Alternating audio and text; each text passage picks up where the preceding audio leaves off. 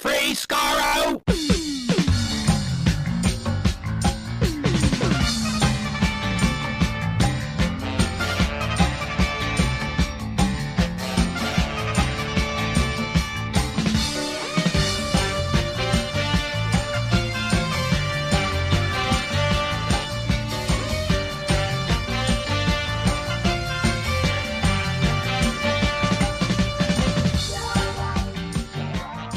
Hello, everyone. Welcome to Radio Free Skaro, episode number 809. I am Stephen in Edmonton. Or in Vancouver. And Chris in Edmonton. Big show today. Obviously, on the show, Jess Jurkovic talks about his awesome Dudley Simpson as Doctor Who project, where he transcribes and performs selected Dudley Simpson scores on piano. He's been on YouTube for like 2 years doing this, and he's been on my radar for a while to be on the show. And finally, it has happened during a slow week in Doctor Who news. Nothing happened. Where nothing at all happened, apart from the end of the Jodie Whittaker and Chris Chibnall era. Yes, it's on last week. It was announced that Chris Chibnall and Jodie Whittaker will step down from Doctor Who after the next season and series of specials. The next season will be 6 episodes in the fall, followed by 2 specials, one on New Year's Day, the second in the spring, culminating in a final grand finale to coincide with the 100th anniversary of the BBC, which will take place in, I think, October of 2022. So there you go. That's the big news. Well then. Yeah, I mean, every time a new Doctor is announced, it feels like an irrational dream for all of fandom to think that, this will be the Doctor that goes past 3 years, but You fools. It's never been. It's Tom Baker. Tom Baker is the last Doctor to actually go past 3 full seasons of Doctor Who. And kind of Tennant did 3 full plus his specials. But. Yeah, he did was the he specials. the only one? Like the previous ones didn't have an extended. How long did they go? How long did they go? You mean each Doctor? You mean? What were you talking about? Yeah, here? each Doctor, 1, 2, and 3. Well, I mean, yeah, there were 3 years. Hartnell went a little over 3 years. Tiny little bit just over under. 3 years. Yeah. So what I'm getting at here is that the blip in the radar is the thing we all look to as the standard for some reason. I know. It's the 1970s with Pertwee and Tom Baker, the only 2 actors to ever go more than 3 full seasons of the Doctor. But yet, every time, For some reason, that's gold standard. Just like all the stuff they put in Deadly Assassin, which I love. We all were like, no, they can't change it. Oh, they changed it. All right. Never mind. Yeah, I don't know. But I was thinking, oh, maybe they'll do one more, because why would you want to leave after a pandemic shortened season and stuff like that? Well, apparently that's enough. But we think about the time on screen is one thing when it comes to being the Doctor. The time spent being the Doctor is another thing. Jodie Whittaker was announced July 16th, 2017. By the time she signs off in October of 2022, it will have been over 5 years that she's been Doctor Who. Half of her 30s has been spent in the role, of Doctor Who. And when you're in the role of Doctor Who, you're not just there when the show's on the air. You are like the leader of this franchise, essentially. So you're doing recordings from inside a closet in your house during a pandemic. Which, by the way, I think is one of her finest moments. Doctor Who. It was a stunning great. moment. The fact that she keeps a costume so she can do things like that. I was just like, that just sums up Jodie's Doctor right there. Yeah. I just feel like it feels like less time has passed for some reason. I don't know why. Just because she's gotten less stuff on screen, or maybe that's not even true. It just feels like it. It does. Well, time. I think Chibnall leaving at the same time probably helps that notion go along, because it's like it just cuts off the air completely. I know, as opposed to before when you had RTD. Well, I guess RTD had the 2 of them barely, but yeah. It just seems like there was more going on. I guess with Moffat there was. RTD only, I mean, when you look about it, RTD announced the show came back 2003. They start shooting it. So he's writing it in 2003, essentially, and he's gone by 2009, like 6 years. Like that's actually not that much longer than Chibnall. No, it isn't. It just feels like it's I know. So once again, like kind of like the showrunner Tom Baker, if you will, is Stephen Moffat, because his era spans 2 full Doctors, and like 7 years or something worth. But the showrunner position is probably as normally as short-lived, especially in the classic series. It's like, well, John Dyson Turner was producer for 9 years. Well, yeah, but he's the outlier again, I didn't want to be there for several of those years. So I know, and it's always. I mean, I don't want to pay any attention to the sad fanboys out there. It's like, oh, see, woman doctor failure, because you knew they were going to come out of the woodwork, and I didn't see a lot of them apart from some notable ones. But it is, because you knew the day was going to come when Jodie Whittaker was going to leave Doctor Who. I mean, yes, but also anytime a new doctor is announced, the second or third question posed to this new doctor person is, how long are you staying? It's like instantaneous. I know. You've just been announced. Are you gone in 2 years? I know. Have I got a paycheck yet? There's your answer. The funny thing is, and I believe this, Chibnall said it in the press release about how Jodie and I had, a deal. We're a package deal, basically 3 seasons and out. It took 5 years to make those 3 seasons, but that was the deal. Like basically, we're here for 3, and then we're done. Which is intriguing. I wonder if that's going to be the case from now on. Like we'll probably get into a little bit about who's going to be the next Doctor and who's going to be the next showrunner and everything like that. But well, I mean, the other thing is, she's in her mid-30s. He's in his late 40s, I think. Like, I don't or is know. he older? She just turned 39, right? Yeah. Jodie's anyway. Both of them have got plenty of time to work on other stuff. Is what I'm trying to say here, and maybe even together. Like, so who knows what they got planned next? So it doesn't make sense to get super locked into this if they got other stuff on the go, right? Yeah. I don't know. That's what I'm kind of, because I just remember the euphoria, especially from female fans when Jodie Whittaker was announced, and I hope that I hope that they're not too broken up about the first woman doctor leaving. I mean, it's her leaving on her own accord. I mean, at some point she had to leave the show.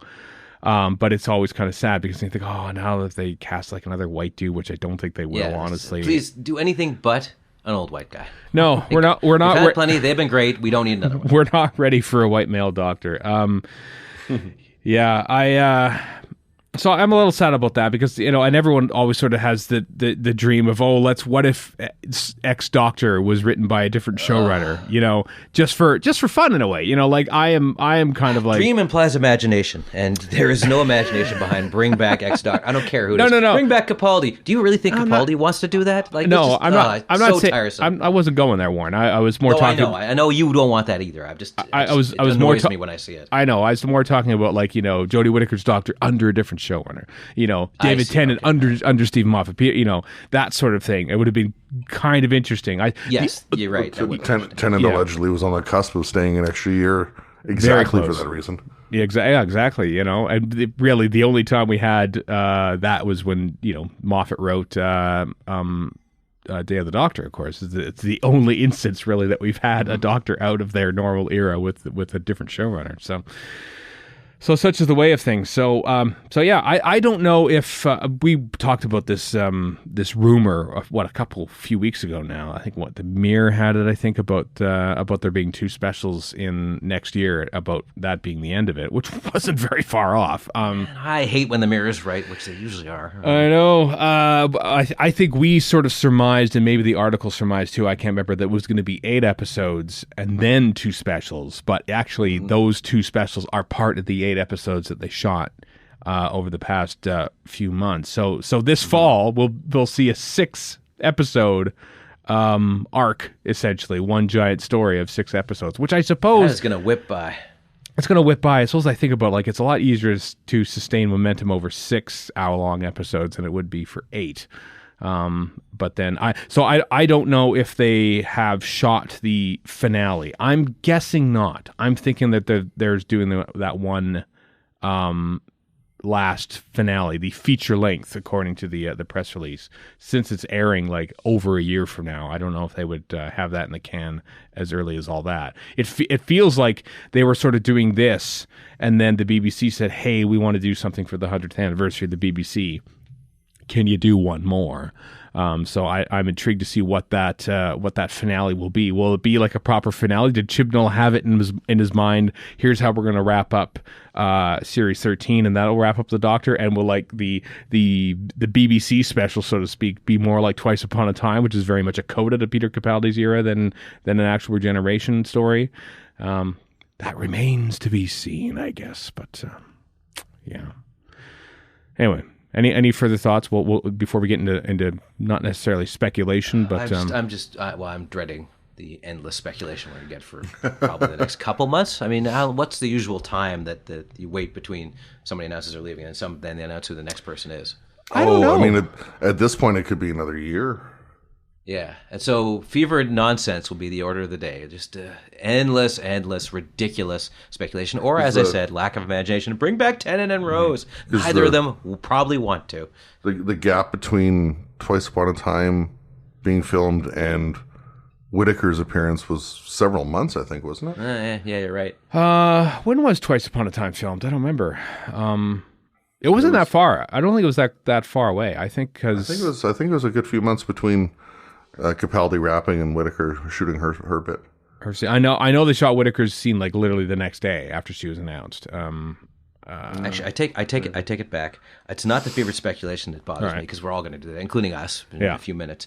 It's the fevered speculation followed by coming to a conclusion with no proof, followed by complete anger at the conclusion you just came up with. Yeah. That's what's going to drive. That's called crazy. Fandom. Yeah, that's fandom in a nutshell. That's fandom. Yeah. I mean, my biggest thing, and I've already seen a bit of this has already been said, but all the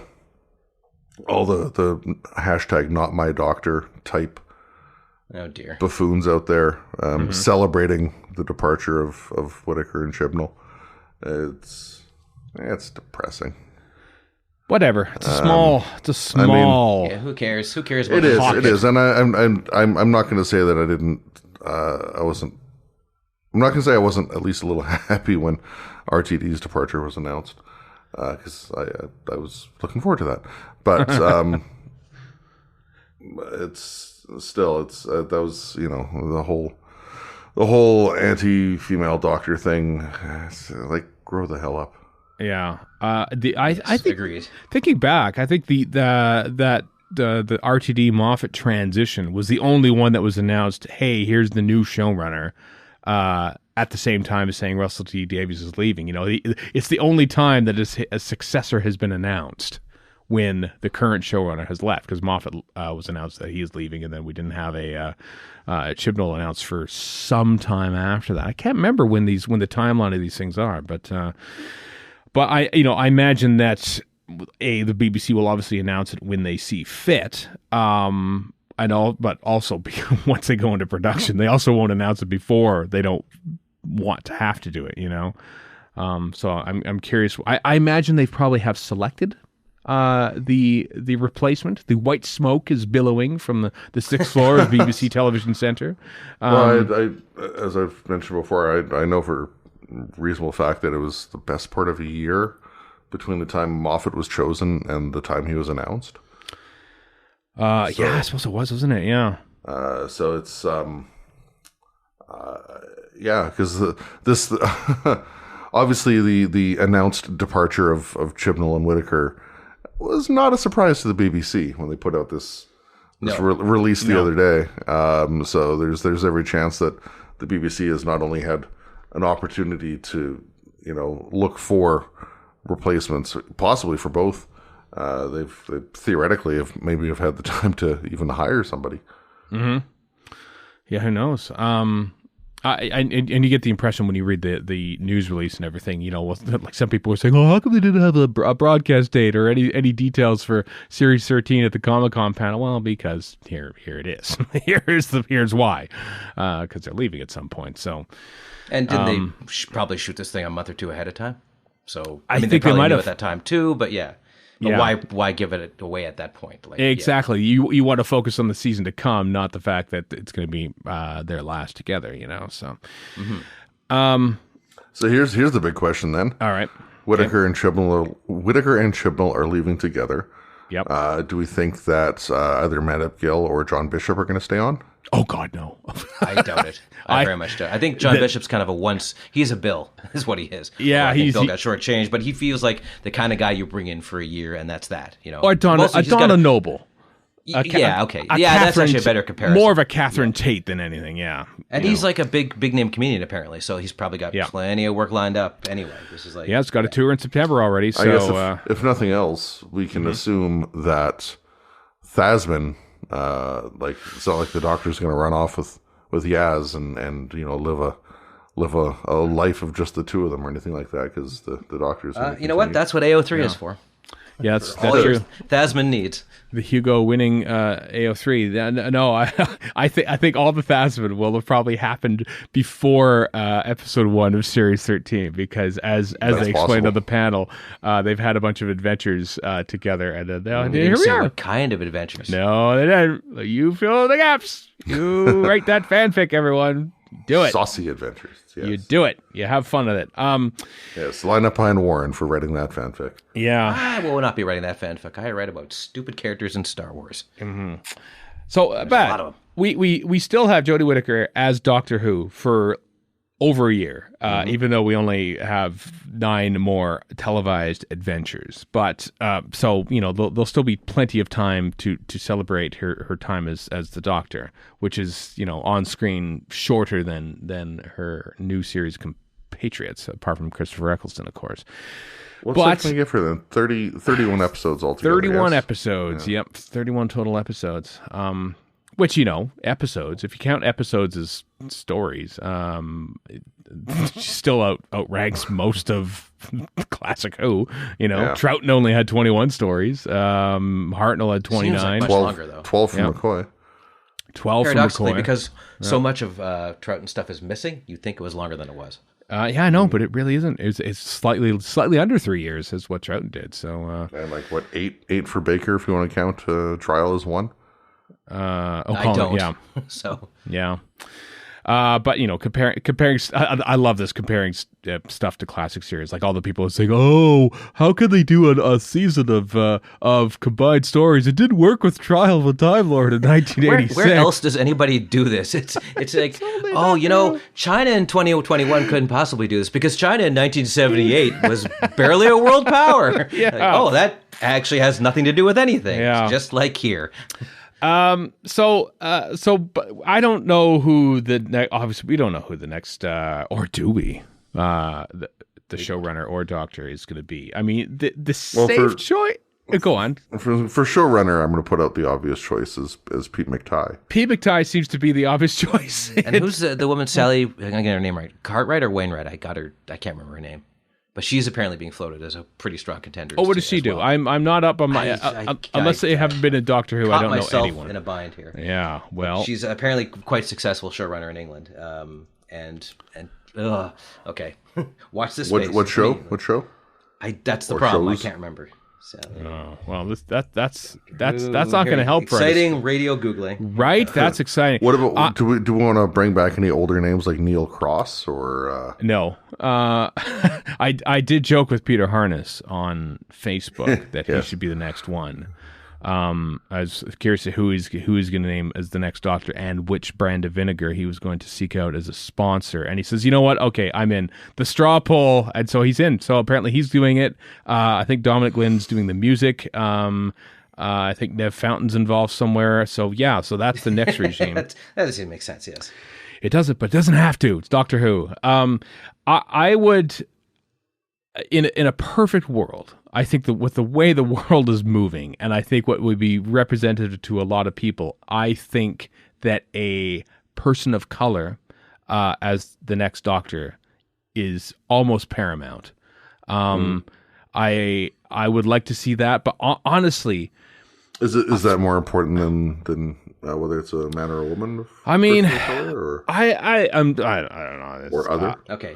I have the data, by the way. Okay. Sally Wainwright, she made Happy Valley, Last Tango in Halifax, a couple other things. So that's a name and Gentleman Jack, that's a name I've heard bandied around. I was I think that would be honestly a female showrunner. I think is more, I don't know, like because it's pop culture and it's entertainment. You can only have one. You can only have a female showrunner or a person of color as a doctor. You can't have both. There's only one square. I know I'm asking the obvious here, but why not? I know. I'm just saying this is just what the industry seems to be like. Like, oh, you got your one square. Literally True, every yes. other group of people other than white males. So choose wisely. That's why I worry about them getting like a progressive, for lack of a better term, showrunner, and then going, well, it's an old white doctor because we checked the box. I'm like, no, guys, come on. Yeah, there always has been like that sort of, will be kind of progressive, but well, it's okay. We're not that progressive. Like we'll cast a woman as Doctor Who, but like we'll make her sort of like unisexual. Like her outfit is very, non-gendered in a way. The big giant coat means anyone can sort of wear it. I don't think that's a problem, though. They won't lean into the fact that the new doctor's a woman in the story. She's basically, no, she'll still be the same person. Sometimes it's fun to just sort of like, let's lean into the fact that the new woman is new doctor is a woman, Well, in the first episode, she even says, it's been a long time since I bought women's clothing. Yeah. However, so there's the Pete McTighe angle, which sure, he knows Doctor Who, obviously he loves it and stuff like that, and he's got showrunner experience, and he's been a showrunner. So I'm worried about basically pricing everyone else out of the market by saying that here's the qualifications for being running Doctor Who is that you probably have to know what Doctor Who is, and B, you need to be a showrunner somewhere else, and like I just feel like that is because most of the people who have experience in show running, thanks to the industry limitations that I pointed out just previously, it's usually a white male. This is why I love Sally Wainwright. I haven't watched any of her shows because I only watch Doctor Who. I watched a bit of Gentleman Jack and it was good. Yeah, but she's been like about a couple years ago. She was getting a lot of media attention for all the stuff she's done. So it wouldn't surprise me if she wants to do it. That's the other thing. People just assume these people want to do it because it's Doctor Who, because you like Doctor Who. Somehow, a random person in the industry you just found out about has to do it. Well, no, maybe it's not part of their career plan. Also, it's exhausting. Show running is exhausting no matter what, and Doctor Who is a whole other level of exhausting. So because you are very much anybody that said, no thanks. You're very much in the public eye when you are a Doctor Who showrunner. Yeah, same with the actor too.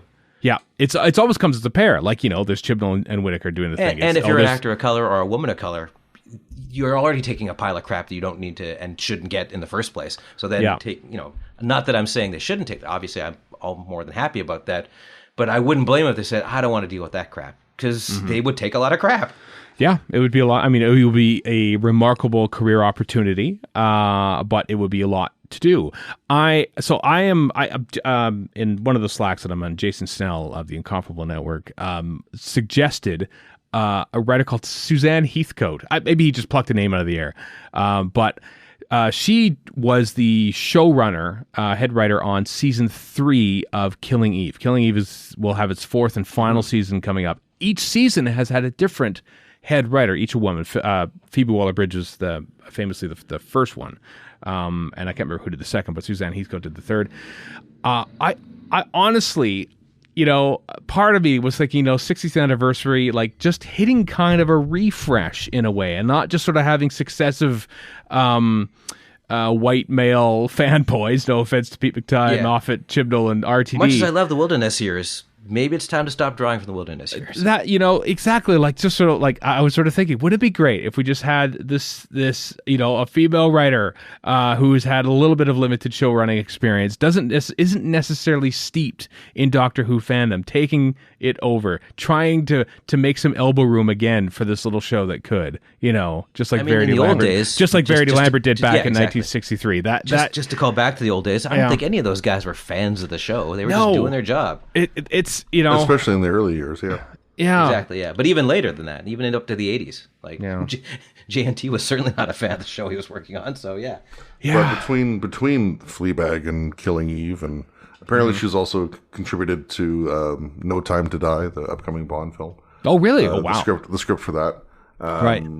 She would possibly be a good choice, because her name has been thrown about for starring as the Doctor Oh, you're talking Phoebe Waller-Bridge here. Yes, I am. Sorry. Oh, yeah. Phoebe. Yeah. Her name has been thrown around as taking over as the Doctor, but why not consider her as showrunner if that's something she was interested in? Just don't do both, because that would be I don't think any human very could possibly taxing do on the both. human body. No. I think she'd make a great Doctor. I think she's a little too famous, if that makes any sense. She has been wish casted for every creative and on screen role in Doctor Who. And the other thing, ever since episode 1 of Fleabag. Even if she's a fan, it makes a lot more sense for Phoebe Waller-Bridge to go like she did with Fleabag. Here's my thing that's all mine, because she's got the power to do that. Yep. So why squander that on Doctor Who? Honestly. Yep. Yeah, I guess so. Yep. I like. Because we like it doesn't mean that it makes sense for her to do it. Yeah, I know. This is kind of flies in the face of what we were talking about last week about like what Doctor Who should be, and like it's the big flagship of the BBC, and like sort of like I don't know if they would have the confidence or the comfort level of saying, you know what, let's throw it to some newcomers, so to speak, and not sort of have this, we need giant previous showrunner experience to run our flagship program. I kind of like the idea of them saying, you know what, no, let's just give it to the kids and see what happens. I don't think it'll happen. I think Doctor Who's too big of an entity. We just act as if this is a thing that fandom can just wish really hard for and it's going to happen. There is a whole literal bureaucracy that decides this, full of old people and who do decisions for whatever reason that actually has nothing to do with business either. It's all government and mandate and all the rest of it. Yeah. So not that has a huge pile of, but it has probably has some consideration to all this. So that's something that you have to. That's why you get these old hands, probably, because these guys know what they're doing. I know, right? and not that I have any insight to how the BBC works. No, but it's just it's incredibly frustrating and limiting. And this is why I think if I had to choose, I'd rather have a female showrunner. I think we need stories told from a woman's perspective, less than that. Good work, Chibnall, on casting Jodie Whittaker, the first woman Doctor. That shattered a lot of myths and illusions about what Doctor Who can do. But it was still mostly a man writing for a woman. I watched the film. I'd rather not choose, by the way. I know. I watched Gunpowder Milkshake, the Karen Gillan's one. Which I watched that last night. Massively hyped over the past year and a half because it was supposed to come out and then the pandemic hit and all that, and it was incredibly disappointing. I thought. Really? Yeah. Too bad. Mostly because it was written and directed by men, and it's sort of like there's always that disconnect about like here's probably what Kick-Ass Woman would be, and like there's no real character progression throughout the movies. They're just like, what if we saw these cool ladies kicking ass? What if we had Angela Bassett shooting a big machine gun and stuff like that? Like, oh wow, wouldn't that be awesome? But there's a disconnect between that, and that's why I think telling stories from a perspective is much different than acting them out on screen. And so I would have loved to seen. I would disagree. There's no character progression, and I thought the movie was a bit of fun. It's nothing I'm going to rush out to ever watch again. Probably. No, I can't comment since I haven't watched it. I've seen. I mean, you might be one of the few people that like it, Chris. I've seen a lot of negative reviews on the internet, but I haven't really seen much for comments because I haven't looked for them. But it was. But you see my point. It was though. okay. You see my point. Yeah. Just about stories told by female writers. It'd also be great to have this showcase show. Well, would you rather have? Would you rather have? Yeah. These movies written and directed by men and not feature women at all? Like, well, that's the history of Hollywood for the last God knows a century, basically. I'm not saying it's a great leap forward that Karen Gillan and Angela Bassett and I can't think of her name from Enterprise. I get what you're saying, though. Comics, this is not so much anymore, probably, but maybe prove me I'm wrong, comic people. But comics used to be, it's a strong woman because she's kicking ass and she's barely wearing anything. I'm like, that's not quite how it works there, guys. Yeah. I'm going to reference a beer commercial in this. I think it's a Miller Lite commercial. Places, man. I know. There's a Miller Lite commercial, which I haven't seen in a while, but it aired earlier this year, I think, which I really appreciated. It's like the context of it was this woman got off work and is sitting down and enjoying a beer after a hard day of work. And what I liked about it, what I could tell how it was written and probably directed by a woman, is that she kicks her shoes off and there's a brief tiny shot of her heel being a little bit there's like a blister on the back of her heel, and she like takes off her bra out of her shirt like through the and just sits down. I was waiting for that. I was like, and you know that's the key right there. Those little touches, especially the quick shot of the heel, like this is what women have to go through. Only a woman would just sort of know to put that in, and that's the kind of like that first instinct that I want to see when it comes to Doctor Who show running. I want to see just like, you know, I want to see a woman running Doctor Who. Well, what you're saying is you want to see stories told differently. And I do. I really do. You know, no offense to the three white fanboys in their 40s or 50s that we've had before us. And no offense to eventual showrunner Pete McTighe. Because we're three white fanboys in our 40s and 50s. Yeah, but, you know, exactly. We want to see something different, too. So I would love to see a woman showrunner. I think that's vital. But because I only watch Doctor Who and the Sandbaggers from 1979, Which is emphatically not run by women, right, as you can very well tell. My knowledge base of showrunners is not high. So I am typical fan of at this point. I am both shouting for change, but not knowing what that change should be. I am ignorant, but damn it, change. Yeah. So, and I hope whoever the showrunner is chooses a great doctor. I part of me was intrigued by like, you know, by the Killing Eve thing, the fact that they have a different showrunner each year. It's kind of intriguing. That just kind of, the Killing Eve thing just kind of makes sense to me. Whether or not it happens is another story, but it just kind of like, that seems to click. You know what I mean? Yeah. Like, it would be intriguing if, like, the BBC sort of said, here's the doctor for the next 3 years, and we have a different showrunner each year. Like, how would that be? Like, basically, it's kind of an anthology show anyway. Exactly. So. Yeah. Like, how, like, having it, like, not placing here is the next, like, basically, Doctor Who is an administration, you know? Like, here's the 5-year plan for Doctor Who. Now I've said anthology, so somebody out there is going to be like, well, get Brian Fuller, because of American Horror Story. Do not get Brian Fuller. Don't get Brian Fuller. Who would leave within 10 minutes anyway. No, don't do that. You know, it's time to get Alex Kurtzman, clearly. Oh, God, no. It is not. How dare you? That cursed name will not pass this parish. He's busy ruining many iterations of Star Trek right now. Let him do that. I like some of them, but yeah. Okay, yes. J. Michael Straczynski will not be doing Doctor Who, despite what he tweeted. Thinking, that'd be kind of fun. I'm pretty sure J. Michael Straczynski knows it's a jape as much as anybody does. 100%. But hey, there are fans out there. I'm looking right at you, yeah. Chip. Who are like, JMS will no. He's a very talented man who's already been through a lot of crap with Babylon 5 and probably doesn't want to do it again. Like, and other stuff. It's a lot of work. Yeah, it's a lot of work. Like, very talented guy doesn't need to take over Doctor Who. Mm-hmm. Ian Levine was calling for JMS to take over the show or whatever that's worth. There you go. And also, I saw other people. I can't remember who this was, but somebody cited when Joe Hill submitted some script ideas, and this sounds very anecdotal and kind of mean-spirited, but apparently they told him, we'll never hire an American, and based on this, we certainly wouldn't hire you. And this is Stephen King's son, and also quite a talented writer in his own right. So, I doubt they would ever hire American talent. I mean, no, I think it's going to be British. I just don't see it. Whoever it is going to be British. And I don't know that Heidi Thomas has been showrunner of Call the Midwife, but I don't know if she would be into it. I don't know. So not unlike Phoebe Waller-Bridge, somebody whose name has been thrown around as taking over for the Doctor, is what's her last name? Michaela Cole. Yeah. Who I think would make one hell of a Doctor. She can do her own stuff, so why bother? Exactly. That's just it. She has done her own stuff. Exactly. So she could also. So why take a step back? You know? She could also theoretically be a name for showrunner, not just lead actor. Mm-hmm. Yeah, but again, why? Great. If she gets hired, awesome, wonderful. I think she'll do a great job. I just think when you've got a chance, and she's quite young too, when you've got a chance to do all this stuff that you created yourself, or this storied show that you're going to get stared at by everybody and nobody's going to be happy about, well, I don't know. If I was her, I wouldn't do it.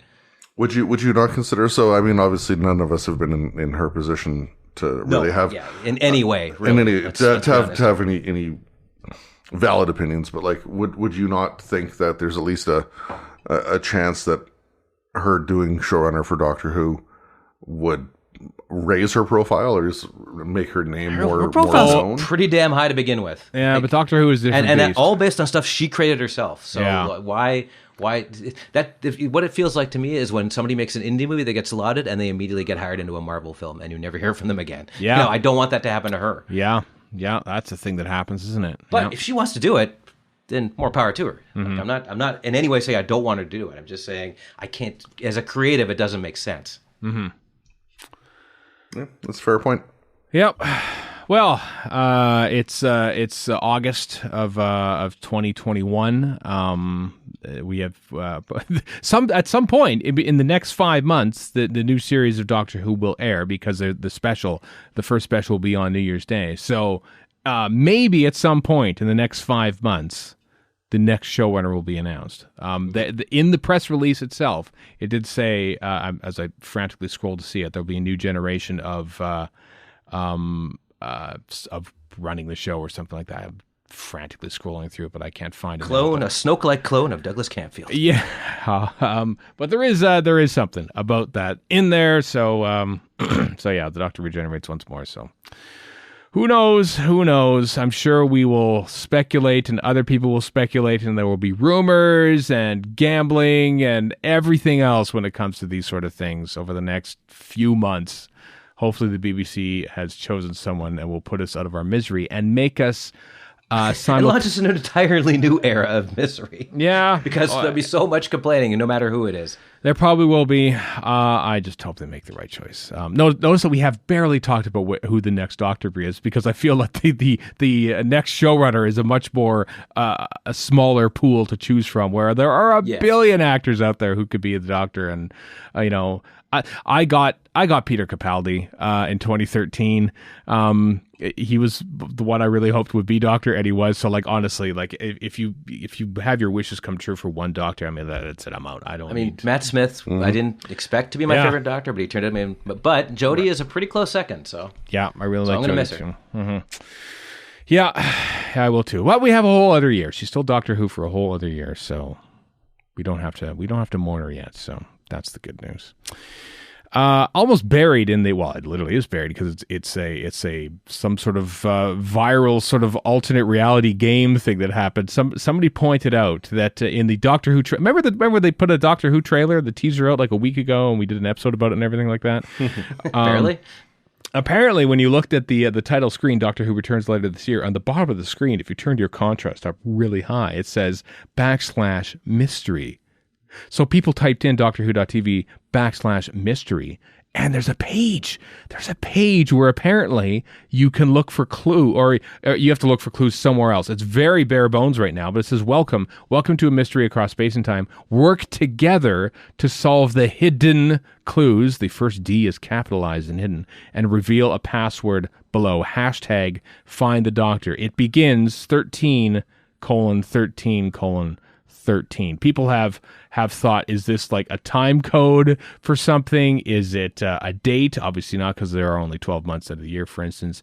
It's all very, very confusing. I don't know. But that sort of sprung up in the hours and a couple days after the trailer, but I have not heard much about it. Apparently there's a lot of chatter on Reddit about it, but maybe they're talking about Michaela Cole as the next showrunner as Doctor Who now. So let's avoid Reddit, shall we? Yeah. Anyway, links to the show notes. Have a look. See if you can find out the mystery. I'm terrible at those things, so I'm not even going to try. I am also terrible at it. Yeah, I was looking through the page source code when this first showed up, just for any hints or whatever accidentally left behind. I did too. I couldn't find anything. Nor did I. Nope, nor did I. I looked. I didn't even put the work in because I knew you would. Yeah. We're sad fanboys. No argument here. Yep. Speaking of sad fanboys, let's dust off the timeline. We didn't do one last week because there's lots of other important stuff, and nothing happened this week in history and Doctor Who. And more or less nothing really happened on broadcast wise this week either. We're still in censor rights territory, folks. This week, today, August 1st, 1964, the last episode of the censor rights aired. That was it. I just flashed back to Fear and Loathing in Las Vegas. Quiet! This is censor right territory. I never saw that movie, but that's Terry Jones directed that, right? That was Terry Jones? That's Terry Jones. Terry Jones. Yeah, Terry Gilliam, please. That's enough. What was Terry? Was he in Monty Python, or did he? No, he wasn't. Yes, no, he wasn't. Yes, he was. No, yes, he was. No, he wasn't. No, yes. But I've been a great Doctor Who Twitter account to follow is Doctor Who 1981. I think that's the account. Yes, excellent. Changed it. Basically looking at Doctor Who on the 40th anniversary, like to the day. What's been happening, and they've been shooting Kinda. They've been touched a ton of stuff about Kinda over the past few days about them shooting Kinda around this time. 40 years ago. 40 years. So that's been cool to see. Further afield, though, the location shooting for Rose and Aliens of London has been carrying on, and that occurred in 2004. So the beginning... Not 2005, like your note. Yeah, I know. I noticed that there. Yeah, so the Eccleston era was underway at this point. He was still like full of vim and vigor and like thinking of the future and everything. So you mean the Keith Boak era? I don't hate this job yet. I don't hate it yet. Maybe I hate he did. It now. I think they actually shot some of the location footage earlier already. So maybe from day one it's like, nope. What am I doing here? You ever be in a job like that where you walk in, you're like, oh, I've made a terrible mistake. Yeah.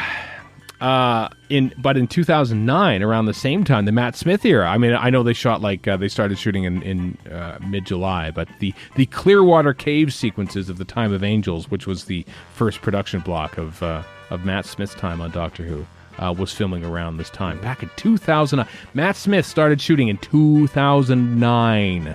That's madness. When the universe was half its present size. Yeah, and he has not aged a day since. No. And it still blows my mind to think that they started off with 11th Hour and the Angels two-parter as block one of filming. Yeah. And it's some of the best Doctor Who ever produced. Oh, God, and it's his first outing. That first block, 11th Hour. It is phenomenal. And the Angel two-parter. Like, honestly, a lot of that has to do with Stephen Moffat going, I finally get to do everything I've ever wanted, and then doing that. God, that first season, that first Moffat season, man. It is really good. Might be the best. I have seen counterfactual takes, surprise, on Twitter, where people are like, that's just the word. I'm like, what are you talking about? What have you been watching? You are insane. Yeah. Oh, God, those three episodes, It's funny when I think back about, we said this before, because Victory of the Daleks and The Beast Below were such disappointments. Beast Below is not so bad in science. Victory of the Daleks still sucks. I remember being kind of like underwhelmed by it, and then I mean watching it again, going, okay, it's not as terrible as I remember it, but Victory of the Daleks is as terrible as I remember. Yeah, but at the time I was like, oh wow, those were really good episodes. But then I think, wow, like 2 of the first 5 episodes of the Matt Smith era weren't necessarily that good, but they were bookended by like probably the best of his era. So we just forget about them. Wow. And a great finale too. So yeah. Yeah. Anyway, so that started shooting 12 years ago.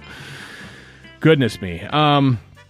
Also, August 6th, 2012, filming started on The Snowman. I got confused when looking all this up because they shot series 7 in such a weird different order because it was like split season, but they shot some of the episodes and like early on and some later on and stuff, and they sort of mixed and matched around, and it was all very confusing. So, but it was and the introduction of Jenna Louise at the time Coleman. Jenna Louise Coleman in Asylum with the Daleks. Yeah, which they shot earlier, but this is the first proper Clara story I get. Although not really, because this Clara also died. But that started in 2012, which is funny to think about because of course it references the Web of Fear, which at the time was being negotiated to be returned to the BBC. So heady days in Doctor Who history. But the big one, I mentioned this earlier, August 4th, 2013, 8 years ago, live on BBC One, Peter Capaldi was announced as the new Doctor Who in a live TV special. Utter madness. Yeah. That was a moment, eh? That was a crazy moment. I remember that. I remember watching it with Erica, who I was married to but not living with because she was still in the States and stuff. Thanks, immigration. Yeah, watching it on Skype, and I had the feed about 2 seconds ahead, and I remember watching that and just like I didn't want to spoil it, so I had to sort of hold my reaction until I saw it, and then looked over at the Zoom and saw her reaction to the news. She was very happy about it as well.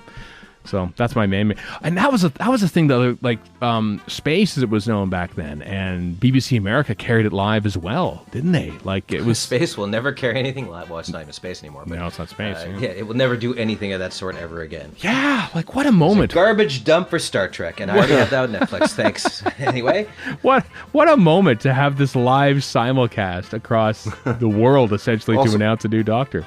Also, think of the difference between that and what came before, where BBC, 2, 3, whatever channel showed that Doctor Who Confidential, the 10 Doctors, we're going to change the title. It's the 11 Doctors. Yeah, and January 3rd, 2009. I want to say that was brought Matt Smith in as at the end of it to introduce him as the new Doctor, as this addendum to something else, and then you go from that to like this BBC One live.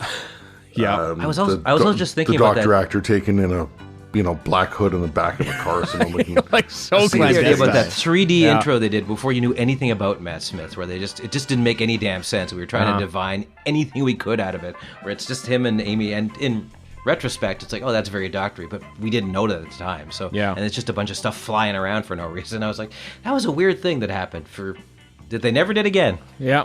But I'd be tying it back to our earlier discussion about, transition between doctors and stuff like that. Like, I think Matt Smith announced in January of that year, 2013, that he was leaving. And then we had the new Doctor in August. So that's like 8 months. 8 months between new Doctor and old Doctor. So, that gap hasn't been like written in stone or anything like that. But the fact that we still have, Jodie Whittaker's last broadcast episode will be in October of 2022. We might not have the next Doctor until, I'm guessing, probably next year. Probably next year. It wasn't August. It was Christmas. What? Well, it was announced, is what I mean. It was announced. Yeah, that's on top. By the way, I'm talking about intros again. I think Jodie's two or three, anyway, the two I can remember, intros were far better than the stuff that came before introducing Doctors. Like the little teasers they did. I thought those were great, actually. Oh, the little the 1 minute one thing. Just kind of zips through cafes and stuff, and then the other one where the glass ceiling breaks. Like that was all really fun. I see. Yeah, that it was, but it didn't happen this week in history. No, it didn't. So we've had. Just kind of tie things together. So we've had let's do it. A little bit of Matt Smith at the end of a BBC Three or whatever show documentary thing. Yeah. Announcement. We had Peter Capaldi live on BBC One, and then we had Jodie Whittaker announced as part of Wimbledon, which is going to have one of the biggest audiences. Period. Yep. Do we think what kind of special event, if any, do we think is going to surround the next Doctor's announcement? TikTok. That's what's going to happen. The kids like the TikTok, right? Here, just put a slide on TikTok or something. That's what'll happen. The announcement of the next Doctor will be released as a non-fungible token. That's what it's going to be. Oh, it probably will. I think to keep it on a more serious tangent. I'm going to say it's going to be something high profile, like a BBC One, like a Eurovision thing or something. It's not going to be anywhere but BBC One, or it's got to be BBC One. A higher, but something of profile that level is what I mean. Yeah, like something of that audience, whatever that might be. Yeah, it'll be interesting. We have the Olympics going on as we record this, so there's no Olympics to make this announcement during, presumably. No, probably 3 o'clock in the morning, yeah. Also, I wonder what the viewing figures are for this Olympics, given it's a year late and weird. Yeah. I wonder if they're lower or not. Maybe they aren't. Whoa, Warren, you just speculated about stats right there. What's I did, going on? And sports in the same thing. What the hell is going on here? I think it's mostly because the CBC News Network, will not shut up about the damn Olympics. So that's why I'm half aware of them. Well, they are covering it after all, but I know, but I'm sick of it. You raise a good point, Chris. I wonder what the announcement will be like, and what it will be, and what it will entail, and who will it be, and all those things. But 8 years ago, we had a live TV special. It was very exciting. And as we have talked many times in this podcast, the episode we recorded covering it, we did on the Friday before, because we couldn't record on the Sunday, and we had to guess who the new Doctor was, and we guessed right. Stick with us, folks. 15 years of this, folks. We guessed who the new Doctor was. We got it right once. Bravo for us. Yep. So when the next Doctor is announced, we will record our episode 2 days in advance of that and just guess who it's going to be. and we'll see if we come up trumps again. Anyway, that's Don't that use was that term, please. No, Never that's a use good that term point. It's a again. good point. That was what happened in the time lash this week. Hey, if you're in the UK, I hope you're safe, for one. But there's another BFI screening coming September 12th for The Evil of the Daleks. Wow. BFI screening, the tickets go on sale August 5th, which is this week, of course. It's there. I don't know if there's anyone deemed to be there as a guest or anything like that, but maybe Fraser Hines will turn up because he turns up into anything regarding the Second Doctor and stuff. But yeah, that's good. That's a lot. Or indeed anything. That's a lot. That's a lot of sitting through stuff there. That's a 7 episodes there to watch. But mind you, I watched Power of the Daleks in the theater when it came out, so it's pretty cool. Yeah, that's only 6. It's only 7. That 7th one, just like, oh, I'm out. That's that. Yeah, exactly. That's the where it all tips over the edge. Yep, I'm out. So yeah, another Doctor Who BFI screening. That's pretty cool. Evil of the Daleks not even listed on Amazon here in Canada, so who knows when we'll be getting that. Well, and as we talked about before recording, Web of Fear still says 2025 for Canadian 2025. release, so Yep. we'll see what happens. Big Chief, you know the Big Chief fellows. They make a scale model, 1/6 scale model of Doctor Who stuff, and like put an amazing detail in it. And it costs a lot of money, but they do good work.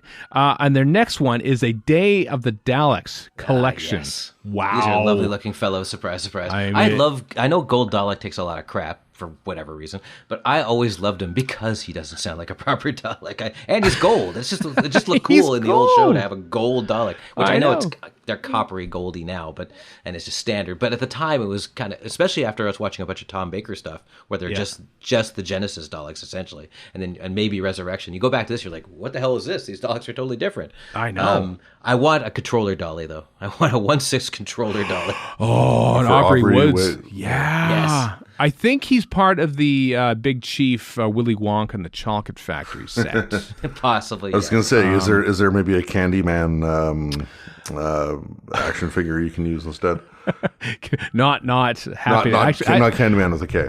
I think they really missed a beat there with the DVD releases. They could have put Day of the Daleks and Happiness Patrol in the same set and call it the Candyman set, and you'd have to That's too much of a stretch. Yeah, way too much of a stretch. I know. Yeah. Okay. Explain Earth Story then. Explain Gunfighters and the Awakening together. Why should I? Which idea is worse? Which one? They both have 2 parts that are okay. All 4 episodes of the Gunfighters are gold. Do not try and stretch that. Anyway, Daleks pre-order is available now. Links in the show notes, RadioFreeSquad.com. As I said, these are very very detailed things, but it's Daleks. Like, you know, I'm not going to say it's easy to make Daleks, but it's easier to make Daleks. They look cool. They look like, 1/6. I bet you could set up like some forced perspective shots and have this be like an actual proper size Dalek if you play it. Well, they're going to look better than the Louis Marx toys that they used in Planet of the Daleks. I can say that much. Right? Stupid 1973 Doctor Who. How dare you? How dare you be from 1973? Now I want to watch Day of the Daleks. I love Day of the Daleks. Speaking of Power of the Daleks, the cardboard cutouts used for that. Too. And the original Daleks, aka the mutants. Let's a couple of convention notes. Christopher Eccleston he loves conventions now, folks. He's doing the Fan Expo Canada in Toronto. We can't call it Fan Expo Toronto because Toronto is Canada. Toronto is Canada. He's going there in October 22nd to 24th. He'll be heading there. So yeah, boy, he's just diving in. Yeah, diving in. Going to Calgary, going to this. Yeah, and there he's. We're not going to cover every last thing he shows up at. No, probably just Canadian stuff, but he's also in a bunch of other places as well. Listen, that second home ain't going to pay for itself. I have no idea if he has a second home. No. But yeah, he's doing a lot of upcoming convention stuff. A lot of conventions, but with the exception of I think one show, I know Denver or something. I can't remember which one it was. He's only ever there for one day, right? And there's one where he's going to appear for 2 days. But what for whatever reason, he's only doing he's like, yeah, I'll do one day. But at least he's doing stuff. Yeah, he's getting out there. getting his autographed money, and you know what, getting more power to him. He's getting his money, and he's also like getting the love and support from Doctor Who fans, and he's also in a place mentally where he can feel like he can celebrate his work, because I know he was having a bit of a rough go there. I read his book, I know all about it. So good for him. Good for having have his mental health recovered to a point where, yes, you know what, I can feel good about going to conventions and feeling love from Doctor Who fans again. So. Here. Taking his victory lap, taking the victory lap that he never had, basically. Christopher Eccleston. So more power to him. Also, okay, COVID. Let's talk about yay, hooray! Ottawa Comic Con, which never really actually got off the ground. They have postponed it. It was going to be on September 10th to 12th. But I never even saw on their webpage that they even had guests announced for it. Ottawa Comic Con is also not part of the Fan Expo series either, so I don't know how big it was going to be to begin with, but it's not going to be a thing. So you know what? Abundance of caution should be on our national crest, and so then that more power to them for doing that. Well, not in Alberta. It's all guns a-blazing. Here we go. If I can praise CanCon, which is like a literary sci-fi convention, quite a small one. It's also in Ottawa. I went to it in 2019. Great. If you're into literary science fiction, it's fantastic. They made the decision. They said, you know what? I know it's October. It was going to be. They said it's a little too close to the wire. Let's wait till next year. And I praise them for doing it. Frankly, we're doing better here than in the States, but still, why push it? As far as I'm concerned. Well, yeah. Except Alberta, which is apparently pushing Alberta. Like idiots. Yeah, we are. Not the lovely people of Alberta, but the leadership of Alberta. Yep. The so-called lovely people of Alberta elected this leadership. So. That's true. Yes. There's a lot of regret. I'm from there, so I'm crap talking it. Lot of regret, and fundraising is indicating that that regret is turning into some tears, many anxieties. Yeah. Just go forward in all your beliefs and vote him out. Get vaccinated, everyone. Otherwise, you're ruining it for everyone. Ottawa Comic Con. God, I was reading something yesterday. What's his name? Duterte, the guy from the Philippines. Duarte. I think so. Yes. Duterte. I'm probably saying it wrong, but I'm sure I'm mispronouncing it. But he's basically a dictator. He's not basically. He is a dictator. He went around shooting drug dealers he's not a nice guy by any stretch of the imagination. He's even gone so far as to say that non-vaccinated people are ruining it for everyone else. Oh, really? Oh, yeah. Oh. He's like, if you're not vaccinated and you try to leave your house, I'm going to send the cops and make them put you right back in there. Things like that. I don't like that, but I don't like him. The worst. But I'm like, whoa, sometimes you're bad enough times, you're going to get a home run eventually. It's interesting to see somebody like him taking a hardline stance. Like that Onion article. The worst person you know just made a good point. Exactly. It's so annoying. Yeah. Speaking of which, Big Finish. No, that's no transition at all. We love Big Finish. Some Big Finish stuff to close on our epic length news segment before Jess Jurkovic comes on. Dalek Universe 3 concludes the third part of the Dalek Universe trilogy with David Tennant as Doctor Who. Concludes in December of 2021. That is available now for pre-order. Good job, David Tennant, on doing a lot of stuff for Big Finish over the past year of this madness. So good work on that. We previously talked about New Recruit, the Diary of River Song thing coming out in October of 21, where she is teaming up with the unit. Well, she also meets Doctor Who number 3. It's played by Tim Troller, of course, so that's an added element to that coming out in October. Also, we have a couple of Torchwood stuff. The Great Sontaran War. Which has a great cover. Because the Sontaran's like, what am I doing here? What's going on? He just looks a little uneasy about the whole business. He's holding a cat. He's holding a cat in a basket. So Yep, cat in a basket. The Torchwood audios are weird and wonderful. But it, of course, stars Dan Starkey as the Sontaran and Gareth David Lloyd. And The Great Sontaran War is written by James Goss. That is coming out in October-ish. Actually, they don't even mention they don't mention an actual release date in the thing, but it's celebrating the 15th anniversary of Torchwood in October 22nd, 2006, which coincidentally is the anniversary of the BBC itself, if you're wondering when the 100th anniversary special will happen. So I'm assuming it's coming in October. And then Tortured returns to Soho in October of 2021. The Tortured Soho gang are reunited in Torchwood Soho Ashenden. Sounds like two neighborhoods that I've never been to in London. So I've been to Soho in New York, but that's a different Soho entirely. It is a different one. Which one does Roger Daltrey refer to in the song "Who Are You"? Woke up in a Soho. Presumably the one in London. Is it? Okay. I think so. I could be very. It's the one in Kingston, Ontario.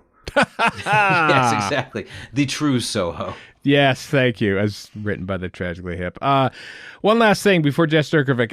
The fourth edition of based on the popular BBC television serial, a Doctor Who book from Wonderful Which is a great Books. title, by the way. Yeah, it is wonderful. It's all about Target novelizations. Paul Smith of Wonderful Books has put this together. He's done a few amazing factual stuff about Doctor Who. It is available for free from wonderfulbook.co.uk. Links in the show notes at radiofreescar.com. But you can donate. I have donated because this is an amazing book. It's an amazingly in-depth book into all the Doctor Who Target novelizations. Like incredible amount of detail from covers to release dates to versions to everything. Download it, but donate on Ko-fi or on PayPal because it's so worth it. It looks great. It's the information in it is wonderful. Paul has always done a great job on the books, and so it's worth your time and money to throw him a couple bucks for some of these amazing books, which are really, really cool. So links in the show notes, as I say, radiofreescarl.com. All right. That's it for our epic bit of news. I wonder what massive bit of news will happen next week to have us talk about for an hour. Thermonuclear war. Maybe. And how it affects Series 14 of Doctor Who. That is the most important part of thermonuclear war, yes. Yeah. After the break, though, it's time to talk to Jess Jurkovic about Dudley Simpson is Doctor Who.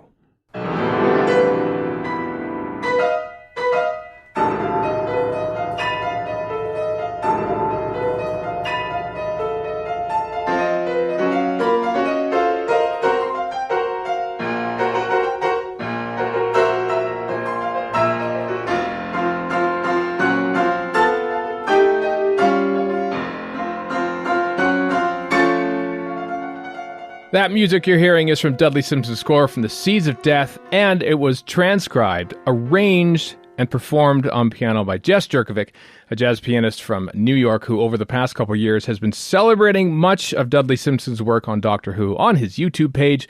And Jess joins me today. Hello, Jess. Hello, Stephen. It's great to be with you. Well, it's great to be with you as well. I've been enjoying your work from afar, and then upon wanting to have you on the podcast, which has been months in the making, I have listened to a lot of your piano work over the last day and a half. I appreciate that. You're the one, eh? So if your algorithm is a little skewed over the past couple of days, it was me. But it was fascinating to see the progression of everything and just how far back this sort of thing goes. So obviously you're a professional musician, but when did the idea of doing this Dudley Simpson is Doctor Who project start? Surprisingly late, actually. I've been a Doctor Who fan since I was about 8, shown on PBS in the States. I'm originally from Minneapolis, St. Paul. Mm-hmm. So I would have watched it from a very young age. And it took me a long time to sort of realize that I loved Doctor Who as much for the music as I did for the stories and the acting and the whole thing. So one day I got curious and was listening to the Master's theme, mm-hmm. which of course is one of the few recordings that was publicly available for a very long time. And I thought, what's going on there? And as a jazz musician, you learn a lot about the jazz language by transcribing what other performers have done, and then trying to play it yourself. This was actually something that was part of my college curriculum going to University of Minnesota. Mm-hmm. So transcribing and then being able to recreate something that was improvised is a very specific skill, I think, to jazz. You can also obviously do the same for any music that you hear, provided you have the ear and the wherewithal and the desire. So I thought, it might be fun to kind of open up the machine and see what's going on. What was Simpson doing with the Masters theme? So I did that. I don't remember exactly when it was. I think it was probably 2016, but it was just a one-off thing. I did it for fun. I did it to play it and see how it worked. So then, at the end of 2017, Dudley Simpson passed away, and it sort of got back into my mind that I had done that transcription. And so I brought it back out. And for fun, I took it to the next step and decided, well, you know what? I'm going to put this into my music notation program, and I'm going to make a nice looking piece of sheet music of this theme. Mm-hmm. And so part of it was being able to play it, but part of it, there's something beautiful about the visuals of music and music notation, I think, which is part of why it became a main focus, one of the main focuses of the project. Was to notate and share the music that I had transcribed. After that, I sort of realized how much. It was at that stage where I sort of realized I really loved Simpson's music. I think it's safe to say more than any other Doctor Who composer, even to this present day. So I became more curious about the music that I loved, the music that I looked forward to hearing, watching my favorite stories. So then it became, well, what else can I try? What else do I like? And it started going from there. And what I decided to do in the realization of the project as the series of videos that it is to proceed in the order in which I followed my nose and went from this piece to this piece. At first, it wasn't linear, and then I eventually got systematic about it. Yeah, the idea was, I guess what we could say is, I wanted to see how the pieces worked. I'm a composer too, so it's fascinating to hear and see how composers use their material. Then I wanted it to be something that would challenge me as a pianist to actually perform, and as an improviser to perform written music. Recreating rather than improvising is a different skill. Yeah. And so that was something I wanted to challenge myself about, was to make pieces that pushed me as a pianist, worked on my technique, worked on my memory. And the third thing, of course, was to be able to share it and to be able to perform it and present it to other people. And one thing I love about music is talking about it. And I know that a lot of the things that I talk about are pretty theoretical, and not everyone's up on music theory. Why would you be? But right. I try to explain it. I try really hard to explain what's going on in a way where you don't have to necessarily know. I'll tell you a little bit about the terminology, but you really just kind of have to hear. And I hope what comes off is how cool I think this is, and I want my enthusiasm to be infectious.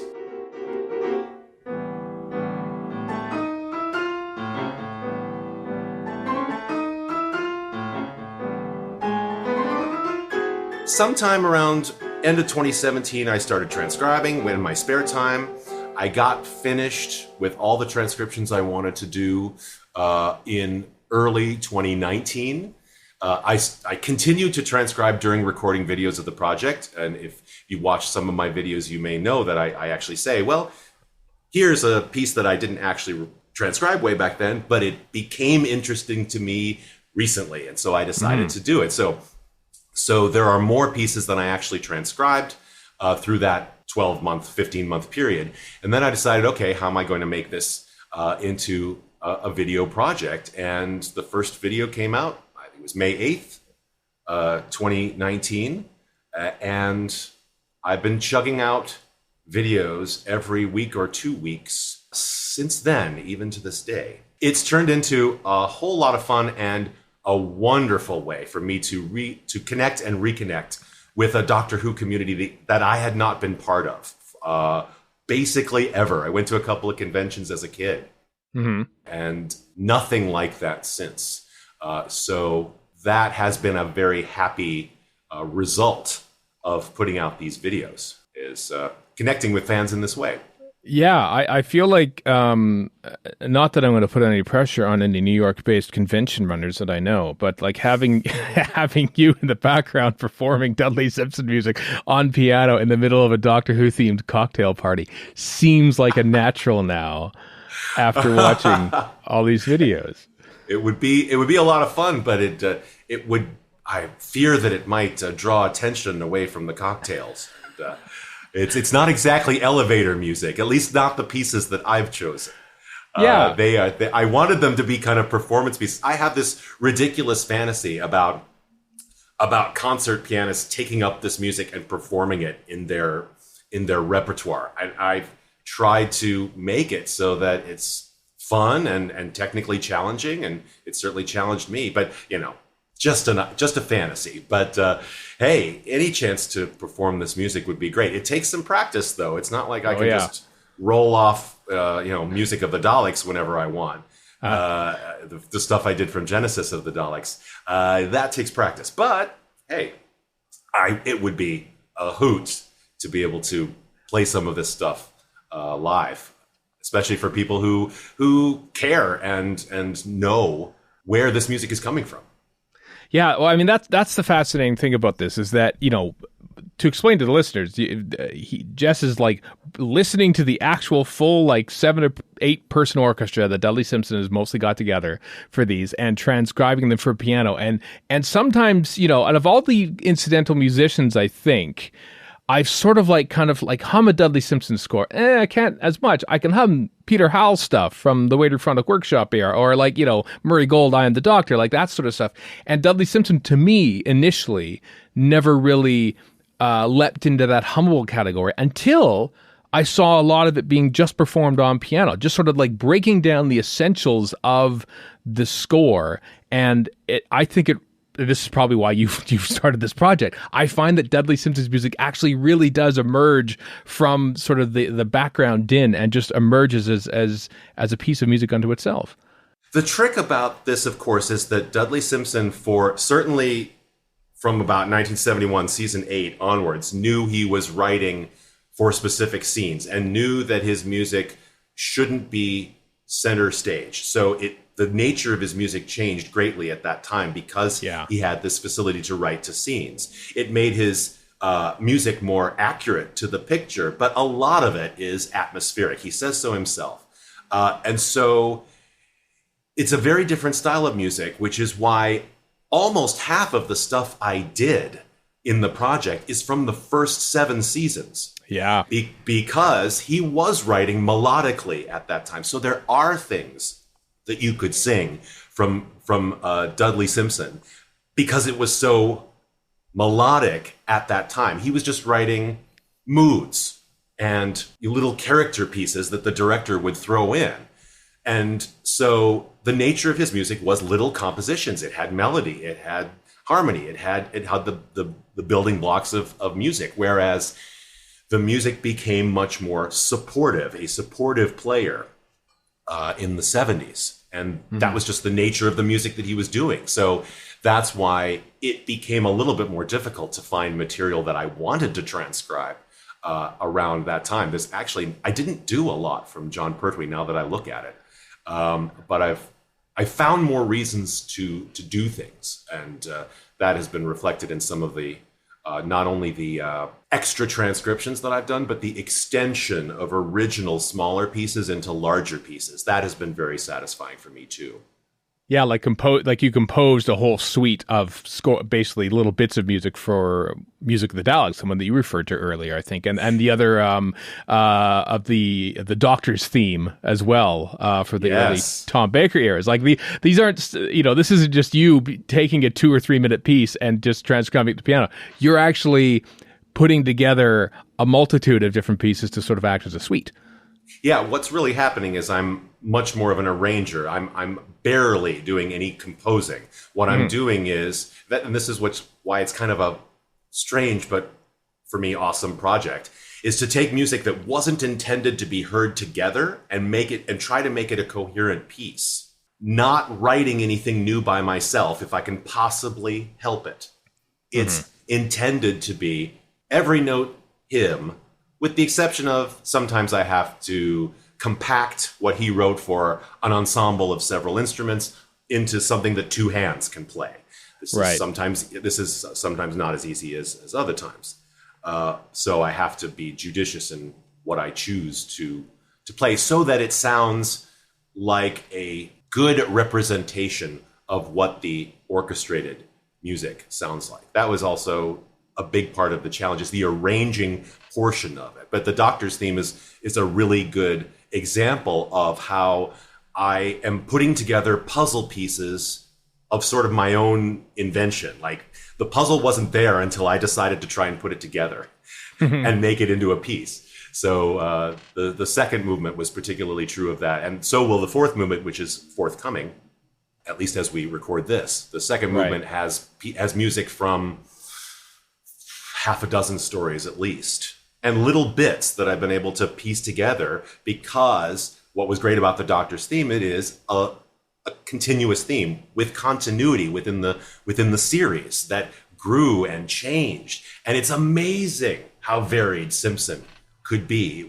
It was never the same recording from Genesis of the Daleks that they plunked into Planet of Evil. That just didn't happen. So the degree of creativity that Simpson was able to achieve and maintain, boy, that kind of professionalism, I don't know.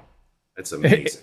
It is something, and I am alluding to something that is no doubt coming on the channel, but I hadn't connected the dots to the initial fourth Doctor's theme, which you can hear at the tail end of the Ark in Space and the tail end of Sontarn Experiment. But that little sort of climbing notes, I think, is the same, like do do do do is the part that I'm referring to. But then later on in the Graham Williams era, the Tom Baker theme that I know is da da da da da da da da da. It sort of like evolves into that. That's the Tom Baker. That's the only like Dudley Simpson leitmotif that I can think of. But it actually has its roots in the very early stages of the Tom Baker era.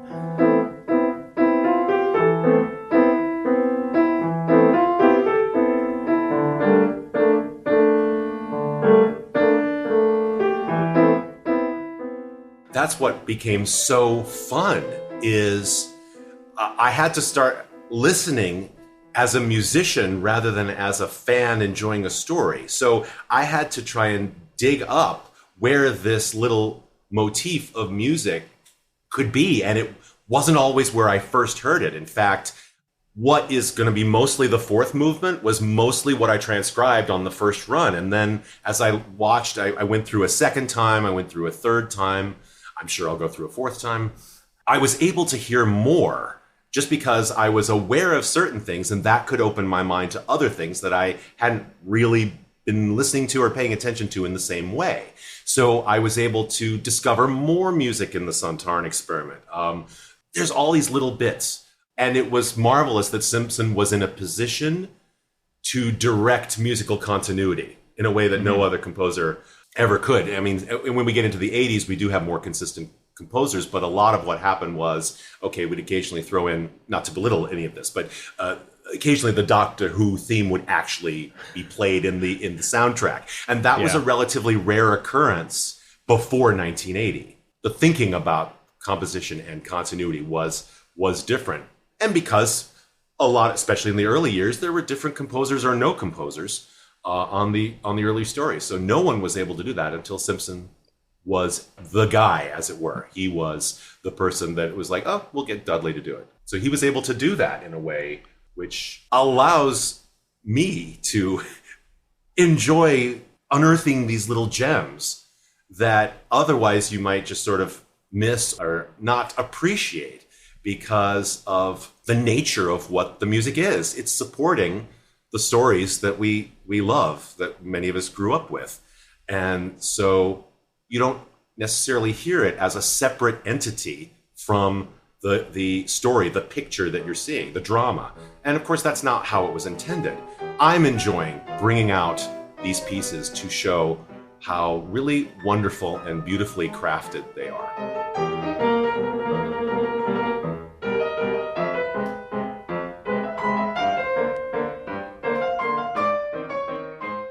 We've talked about the 60s stuff, and I want to go back to that because I think probably from the Evil of the Daleks on through the Ambassadors of Death is probably my favorite era of Dudley Simpson. That's interesting. I know because it's as you say, the pre-recorded stuff. He was recording suites of music that the director said he wanted. I want this bit here and this, maybe something for this kind of mood, and then he'd pop it in. It wasn't until Terror of the Autons that they were actually adding music in post production. Yes. It's funny how varied it is because there's especially your version of the Fish People theme, which is all done on rudimentary synthesizers from 1967. I think it was an organ. Yeah, I mean I'm sorry to interrupt, but when I first was learning about this music, I am not at all an expert on electronic music. Totally the wrong person to ask. So I assumed that a lot of this music was early synthesizers until I discovered that season 8 is the first time that a true synthesizer was actually used. So this is like an organ. This is like some kind of electric organ that was used. I mean, you can hear it in The Chase, Celestial Toymaker, and then the music of Underwater Menace and Macra Terror, I believe, are all this organ. I, by necessity, got to know simply by my own assumptions and then learning my mistake.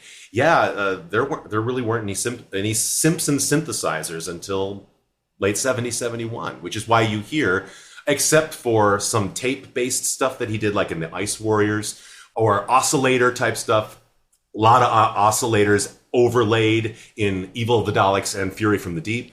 And so it's just like it gives a little wobble. Like if you hear the Evil of the Daleks score is, I totally agree. That's a turning point in Simpson's compositions for Doctor Who, is that it's extremely rich and it starts the process of combining, for lack of a better word, analog instruments with the electronic instruments and overlaying the wobble, like the piano pieces in the Evil of the Daleks all have a little vibrato and wobble to it. Obviously, pianos don't do that. Maybe not obviously, No. Sorry.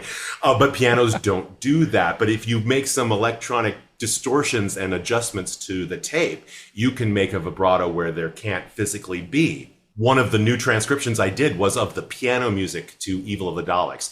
And that music is it's kind of mysterious and a little arcane, and that's kind of why I love it.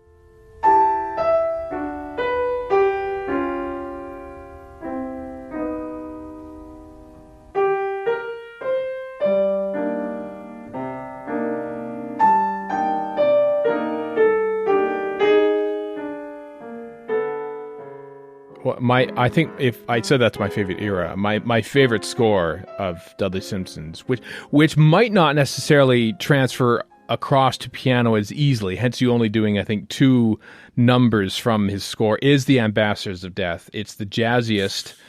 There's a lot of guitar in it. There's a lot of sort of a little orchestra hits there. You did a great version of the Chase though, with the with the low keys on the piano doubling for the timpani bit. I mean, that I feel like that was a challenge because that is a full jazz orchestra kind of piece, and you've managed to whittle it down to the very basics on piano. What was transcribing that one like? I actually found that to be not only one of the more satisfying ones to transcribe, but it's so much in my style that it was much easier than it might seem, because I was already familiar with the language that Simpson was using. As I think I said in the video, the piece is basically a jazz quintet, or that harpsichord sound, bass, drums, there's a flute, there's the timpani part. It's like quartet or a quintet, but it was very fun to be able to try to make a piano piece that really brought out how really kind of wonderful and special it is.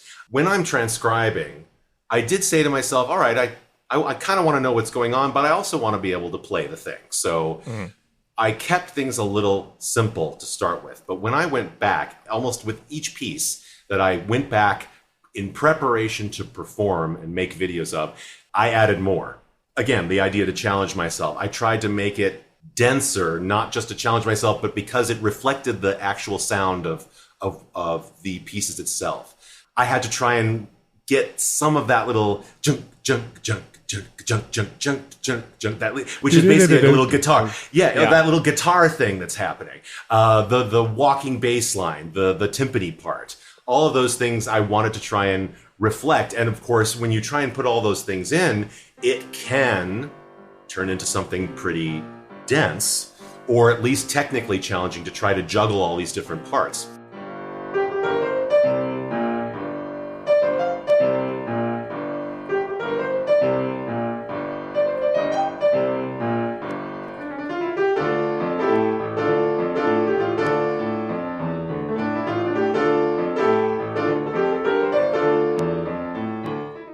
But Ambassadors of Death was a really fun score for that reason, that it was jazzy. Although the other piece I did was not super jazzy, but it has a beautiful harmony to it, a very meditative sound, the Ambassadors theme.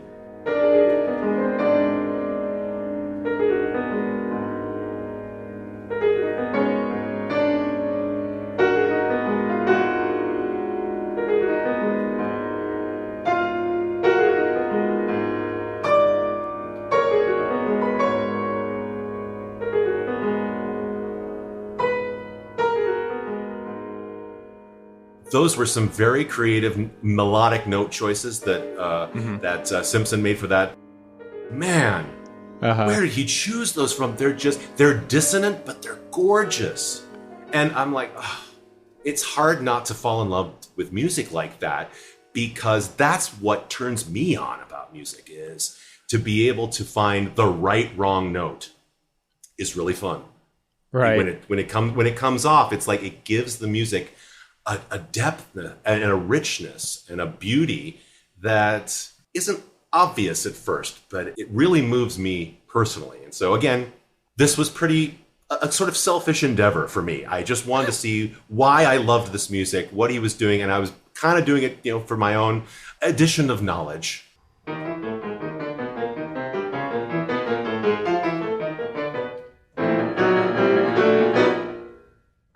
If you talk about a score that I think could be like performed in total as a single piece, I'm thinking The Seeds of Death.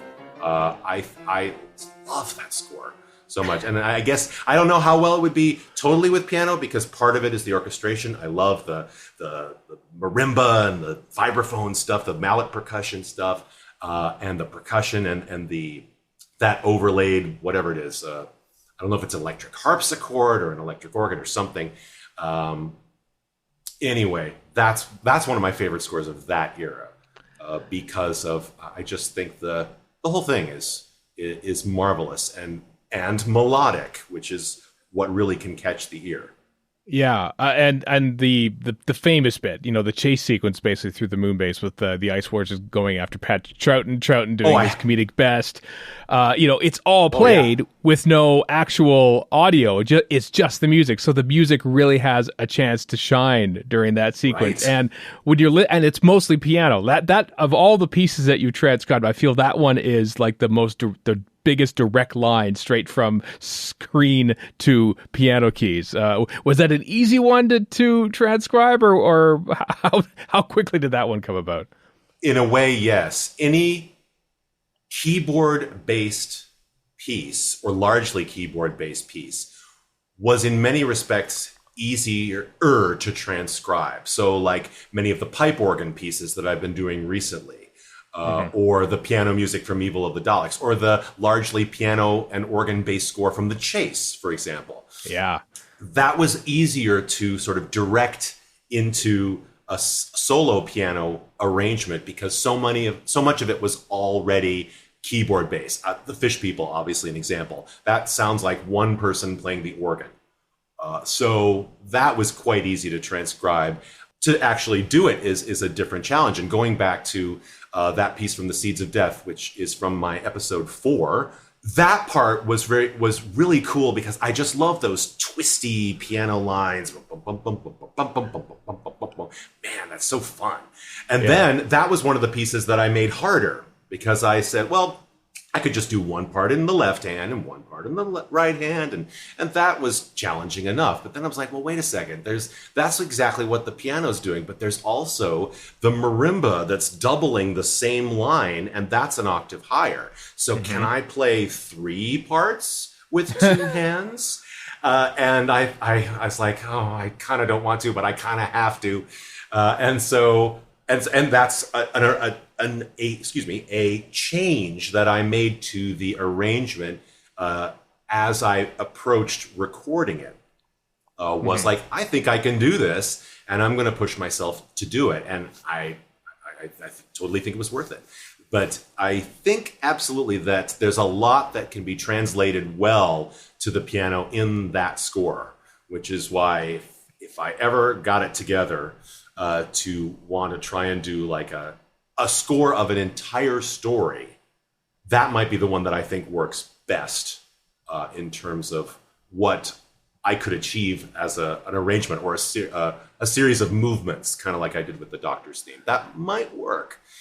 I don't know if I'll have the time or the desire, but hey, I've had a lot of desire so far, so yeah, I don't know where it will end.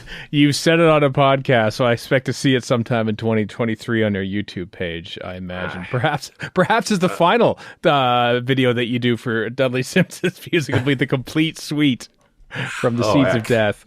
Me and my big mouth. Yeah. Hey, I gave you till 2023. That's 2 years. That's plenty of time. Oh, all right. Reasonable, I suppose. Plenty of time. We were talking about how some of that stuff is like piano based. As we get into the Tom Baker era, it's less so, I think. And as you say, it's sort of like a lot more is written to the mood and everything. But the stuff that you have chosen to transcribe is often stuff from scenes that might not have dialogue on them. Thus, the music is given more of a chance to shine. Is that both is that music more appealing for you to play and listen to? And also B, is it because there's no dialogue over top of the music, is it easier for you to transcribe from the original broadcast episode? Yes, to both things. And I think the reason is actually a very practical one. When there is no dialogue, the music can take center stage, and Simpson knows this. So that's not to say that there will always be a melody that would transcribe well onto the piano, but it does both. It means that because the music is a little bit more front and center, it's more likely to be a little bit of Simpson being able to shine a bit, if you will. Yeah. And yes, when I'm not wading through dialogue and sound effects, yes, the transcription process is much easier. There are some gauntlets that I've had to wade through. I think I'm mixing my metaphors there, but like when I transcribed some of the music from Fury from the Deep, a piece I called Impeller Shaft from episode 18, I actually know that I got some of that wrong because I couldn't hear it. Like one of the most important pieces, the climax of the piece that I wrote, is from Van Lutjens being pulled down by the weed creature, and he's screaming through the whole thing. Right. So how am I going to get that right? I just had to hear what I could and occasionally make some intelligent guesses and try to make it right. And then, of course, the animation DVD comes out, and it turns out that some of that music exists separately. And I found it on the photo gallery track. And I was like, oh, yeah, I got that wrong. Don't you hate that? That was kind of depressing. But these are the challenges that I wanted to set myself, because I was like, at first I might not have wanted to do it. Impeller Shaft was the first transcription that I did after I had done my initial run. It was like, oh, well, now that I've done all that, maybe I can do this too. It sort of gave me the courage to do it. But some of these challenges are, of course, of my own. Well, they're all of my own making, I guess, but some were harder than others for that reason. So, yes, I love it when on the very rare occasion there is a separate track that I can listen to and transcribe without interference. That's beautiful. I can't always have that, though. No. So fortunately, that one piece is I would say the biggest challenge that I've had in terms of wading through noise and interference to try and transcribe.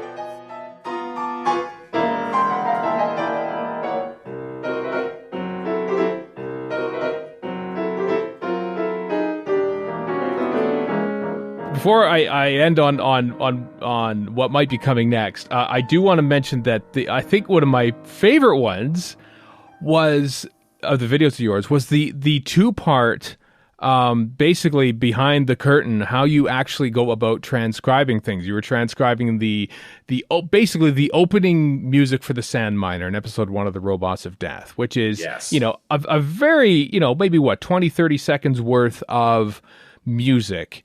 And the 2-part videos, which are about an hour in length, truncated down from about 5 hours of work on and off, really opened my eyes as to what process you're going through in order to try and glean all this music out. How was that? Was that video as cathartic to make as it was perhaps for people like me to watch and learn? Well, the Sand Miner was one of those pieces that I didn't originally do. It was fresh. As you saw, I was doing it right then. And I did worry that the piece was actually too dense to be performed the way it deserved on the piano. I think I managed it, but it certainly ended up being one of the more challenging pieces technically for me to play. Nevertheless, though, that video was fun to make because I liked being able to share the process in a way, because I was sharing. I maybe didn't go about it in the most efficient way. At one point in the video, you might have seen me say, well, I could have just stick with one part and kept going with it. In fact, that's how I normally do it. Oh, well, I guess I'll start doing that now. So maybe I made it harder on myself, but at the same time, I've always kind of followed my nose, and I want to pay attention and check out what really interests me and what excites me. And so the whole of that beginning kind of excited me. And so I kind of dwelled on it for a while. And the first video of about 25 minutes is unfortunately me dealing with about 5 or 6 measures of music. So I got more efficient in the second part. But nevertheless, that is not to say that I think it ends up being kind of dull, because it's a great spirit of adventure. To figure out and transcribe and then be able to do it, and the satisfaction of suddenly, oh wait, that's what it sounds like. I'm able to do it. I'm able to create it or recreate it in a way that does justice to that amazing piece.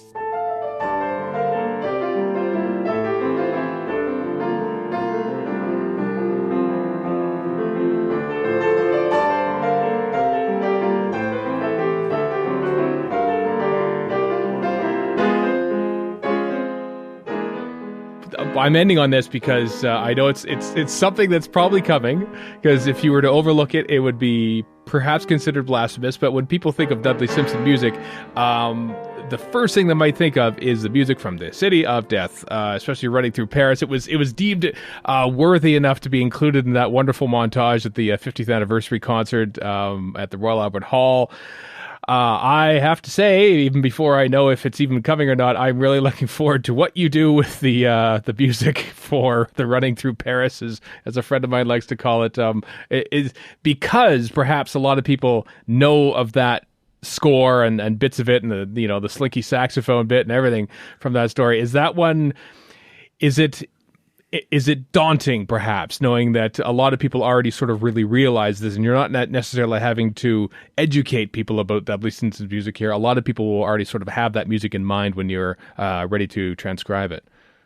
Yeah, funny enough, more than even Genesis of the Daleks, I feel like there is a knowledge about City of Death which no other Simpsons score really has. And you better believe that I transcribed it, but you also better believe that I saved it for last. Smart, very smart. In fact, I saved it for last, perhaps out of strategy, but also out of a little bit of healthy fear. I knew that when my transcribing process was coming to a close, again, that initial process, I was like, well, obviously I'm going to do this, but I feel like I kind of need to get ready for it. because it's gonna be a amount. In fact, I kind of just listened to it recently, and it's 7.5 minutes of piano. It's gonna be definitely one of my longer pieces, but the music is perfect, of course, for a melodic orchestral piano piece to transcribe and play. I think it's going to sound dynamite. I do, however, have a little healthy trepidation. I'm the sort of person who gets a little anxious until I'm doing it, and then I'm fine. Mm-hmm. I'm really looking forward to City of Death. I've got to just do one thing at a time, though. Yep. I'm preparing for the next recording.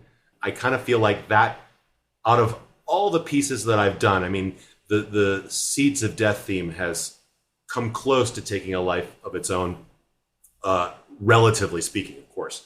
And the Masters theme, being the very first one, is a special one too. But City of Death will be, I can't say it will be anything less than awesome. It has to be, because that music is too iconic for anyone, especially me, to accept anything less. So that's, again, the mountain I'm going to climb. I'm ready for it.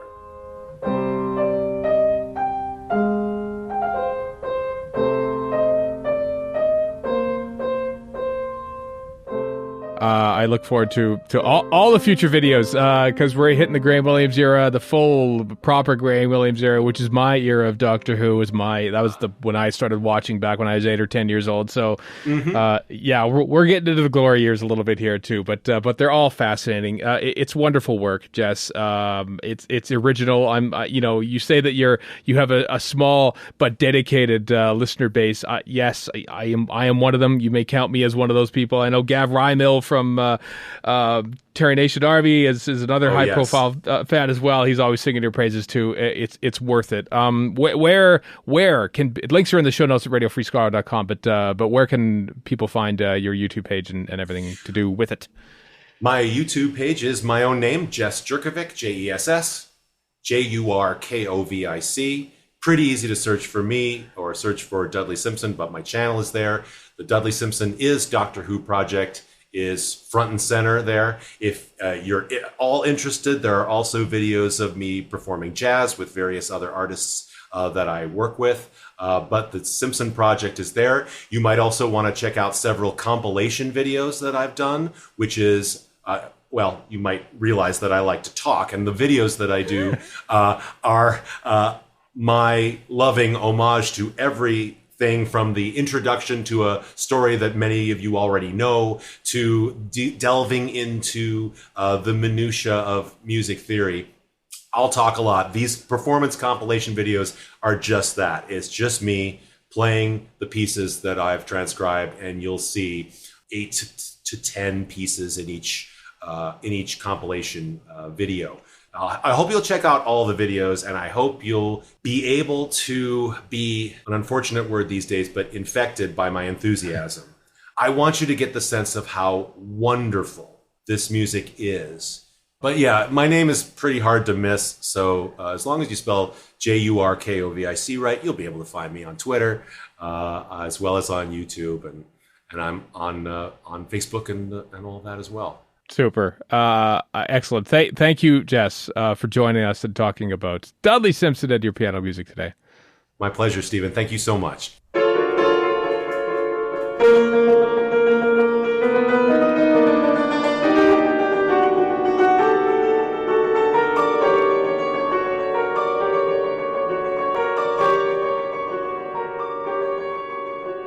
Thank you very much, Jess. That was fun to talk to him. Fun to listen to because I listened to most of the his YouTube page in like the space of a week leading up to that, and he's just put out the Reboss Operation era stuff now, so he's getting into the big stuff, the Graham Williams era, Dudley Simpson stuff, which is pretty cool. So anyway, it's amazing work. It's how transcribing music from mono broadcast signal tapes, because most of Dudley Simpson's music doesn't exist to be listened to on its own, and then transcribing it and then performing it on piano is several levels of talent, which I do not have. So I appreciate that. So thanks, Jess, for talking about it. All right, that's it for this whole thing. Hey, I'll put this out 2 weeks in advance, everyone. But in 2 Sundays from now, August 15th,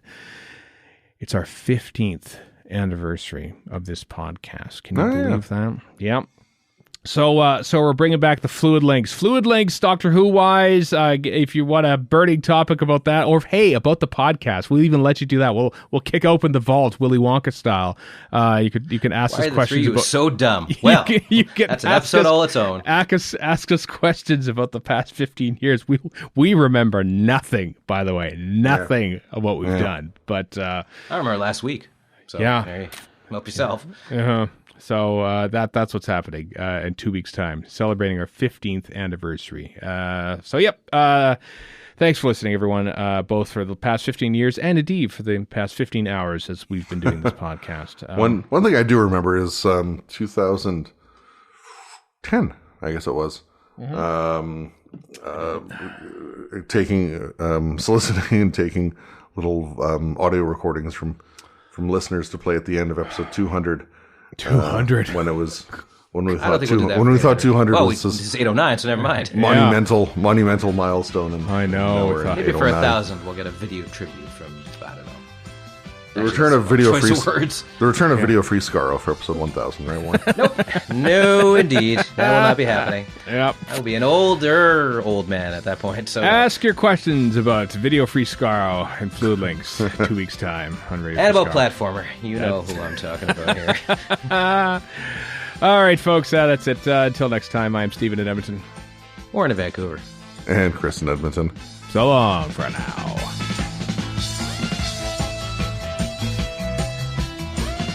You've been listening to Radio Free Skaro. Find us online at radiofreeskaro.com. Follow us on Twitter and Tumblr at Radio Free Skaro.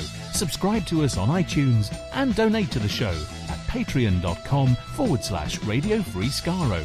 Thank you.